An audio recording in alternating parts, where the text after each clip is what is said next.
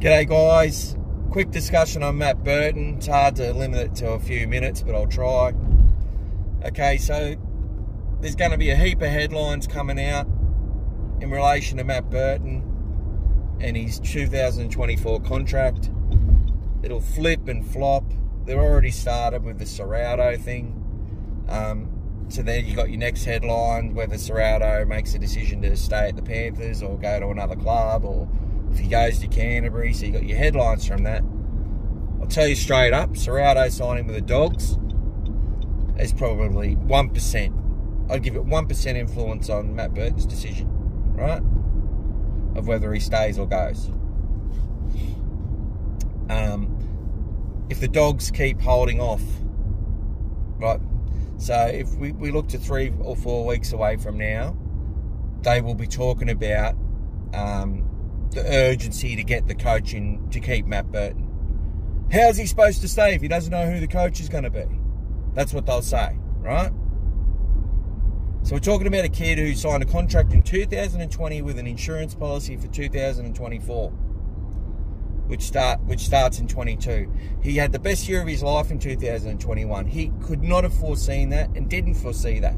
He probably knew the Panthers would win a premiership, which would be fantastic, and he would get a few games around Origin and that, or around injuries to help with that. And that's what he was setting himself up to do. He played centre for the whole year and was Daily M Centre of the Year.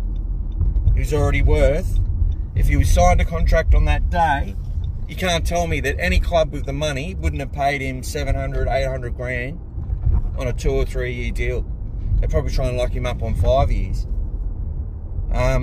Just based on that alone. So he's already playing for unders now.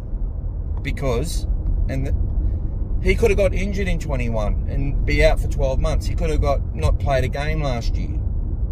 All these things come into it. So the headlines surrounding Matt Burton, now that he's proven himself already, he's the marquee man. He's going to be a marquee player. Any club that's got $1 million in the NRL would offer it to him. Okay? That's the facts. So the headline's going to link the Roosters, who are the only club I'm really worried about, because they have a habit of getting Bulldogs players from that seem to love Canterbury and do well at Canterbury.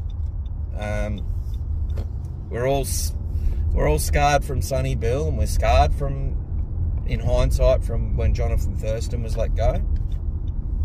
So all these areas are going to feed in to the media. And what the media does, having worked there, this is what we used to do.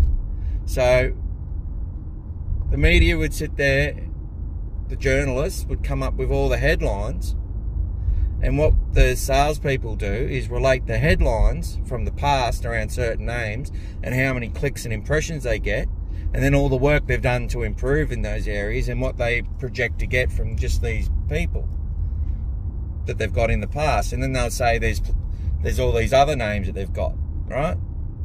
So Matt Burton, his name was projected to get at least 1 million views this year. And he'll probably get close to 2 million clicks by November. And what they're going to use are all these headlines of whether the Dogs are playing well or poor. That will decide the tone of it. It'll be either he's likely to stay or he's not likely to stay, and that's going to flip and flop. It's going to relate to the Melbourne Storm. It's going to relate to the Roosters, to South Sydney even, because Ilias didn't work out. They're going to try and move on Cody Walker probably, you know.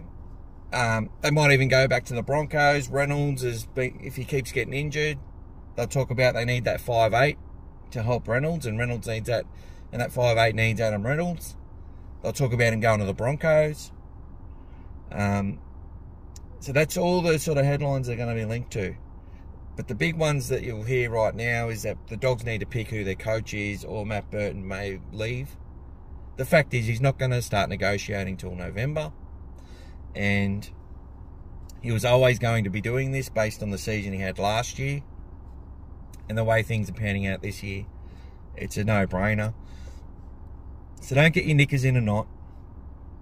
Understand what's going on. Understand the science behind it. Understand that this is a natural progression in rugby league, and the media are just doing their job to ensure they get advertisers, clicks. But what I'm telling you guys is to take it with a grain of salt, unless it comes from the mouth of Phil Gould, unless it comes from the mouth of Matt Burton himself, and you've got full context on the questions that were asked and the answers that were given. Go the Bulldogs. Good luck to Matt Burton in Origin tonight. I hope he does a great job. And yeah, well done, guys. Don't believe the media. They're there to make money and sell products for their advertisers. That's all. The only reason they exist. It has nothing to do with news. It's Hollywood. Enjoy the footy.